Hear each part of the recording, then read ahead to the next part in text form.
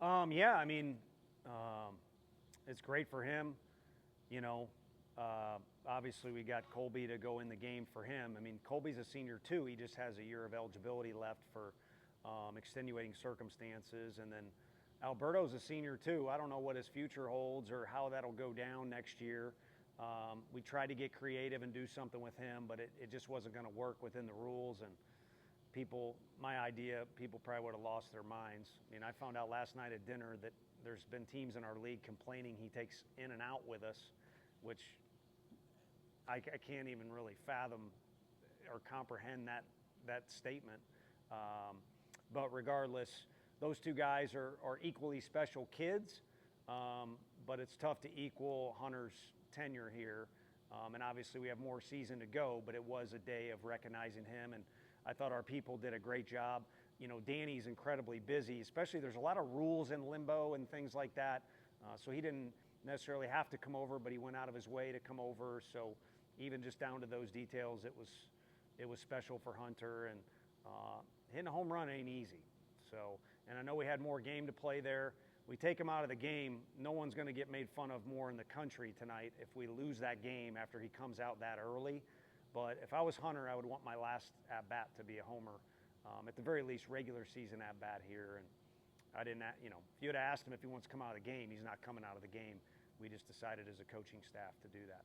Why was it important for him to have that moment? He said that when Colby replaced him, he told Colby, I'm going to take my time here. Why was it important for him to have that? He's such a low-maintenance kid and such an unselfish kid. If you had asked me before the game, I would have said it's not that important.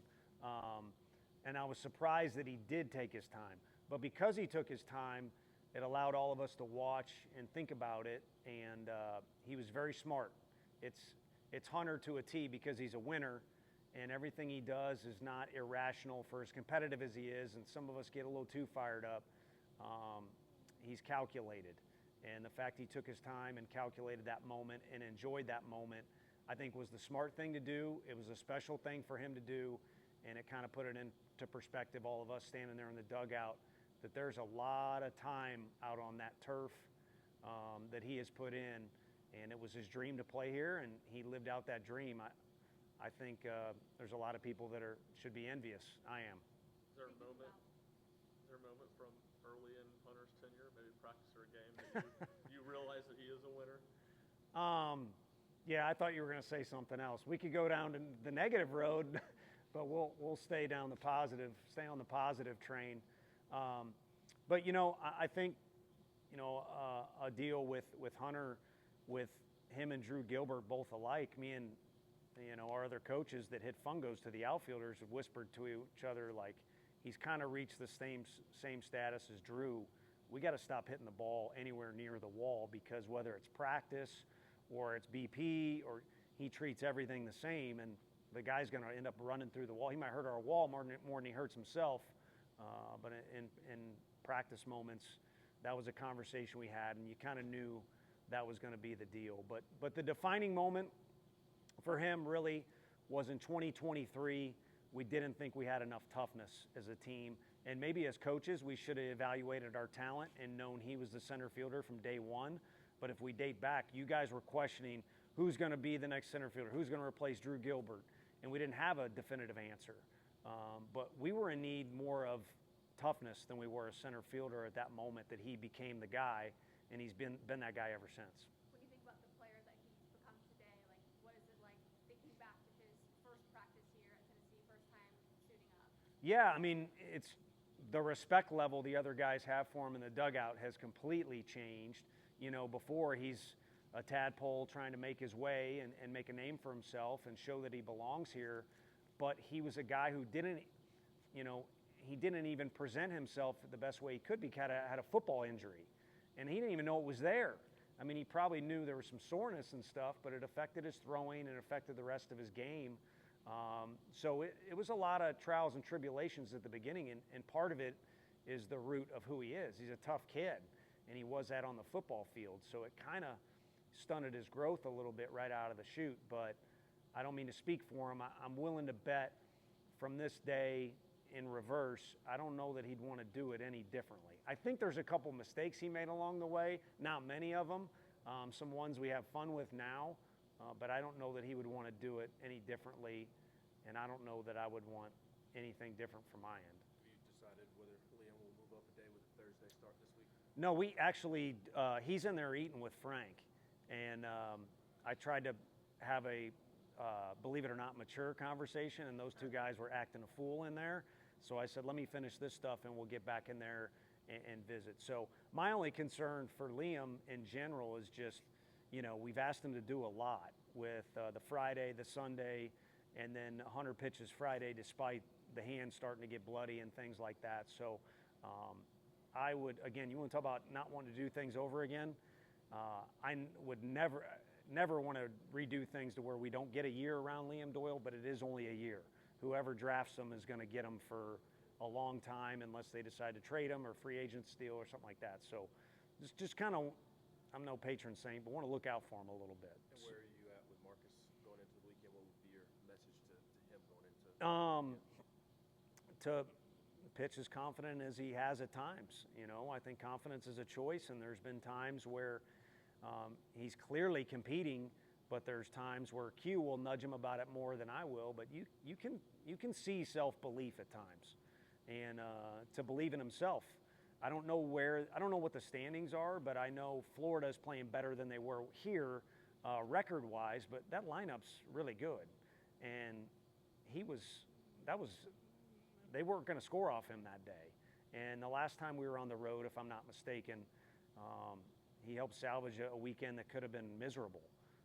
So, if he chooses to look back on his highlights in his own mind and call upon that for confidence, that's fine, but he doesn't need to do that. He just needs to have the self-belief that he has earned at this point. And he's going to go out there and compete. Keep going down the line. What, plan on keeping Teagan as a weekend starter? I think so. I mean, that's I always watch Dana White's press conference because I like UFC, and he always tells them, they'll ask him who's fighting next, but I ain't making decisions now. And so I kind of usually use that cop-out. But, yeah, I think we'd have to come up with something pretty creative to not do that. And I don't mind. I say all this stuff to the team too much, and I say it to you, and I think it ends up blowing up my face a little bit, but I don't mind having conversations about decisions and stuff like that. And, if you look back on Sunday, you could argue, or Teagan, if he was not a great teammate, could say, hey, you took me out too early. But last Sunday lined up exactly the way we wanted it. We just made a few too many mistakes and didn't score enough to cover up those mistakes. But Teagan threw the ball great the last two times out. I think, if anything, the argument is, to let him ride a little bit. But, you don't want to say that and put yourself in box yourself in, because you don't know what's going to be going on in more than likely day 3 of the series for him. This is a very broad question, but some of the issues you guys have had with runners in scoring position the last handful of weeks, do you like the quality of at-bats y'all have had in general? Some of them, not all. I mean, you can't swing like a caveman in that moment, and it's understandable. The deal can work two different ways. The home crowd's fired up. You can let that adrenaline, or you could be on the road, or there could be nobody in the stands because of the rain, and just the moment can get you too fired up. So that would be, we could dissect a bunch of them.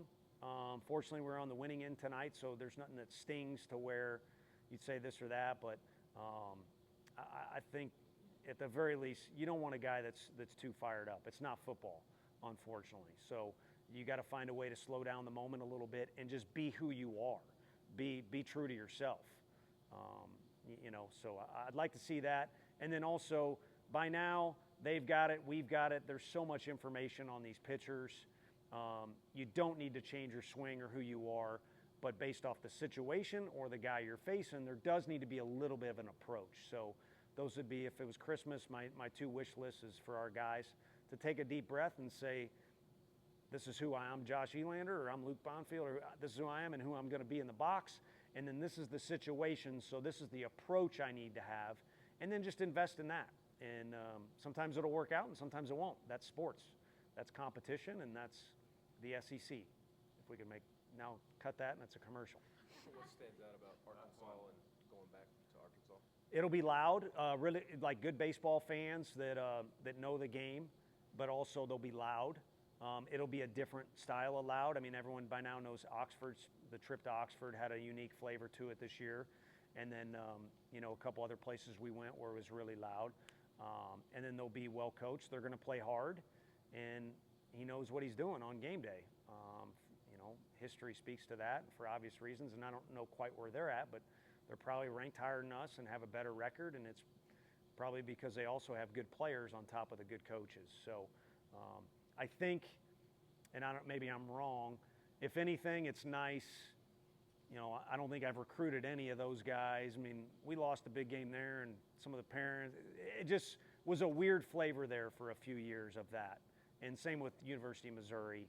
And now I think it's, on the field, in the stadium, I think enough time has passed. So, and then the flip end of that is I think those relationships, just because time's gone on, have grown, believe it or not, behind the scenes. They've grown even stronger, and I think there's a real appreciation there, at least from my end. Thanks, everybody. Yeah. So-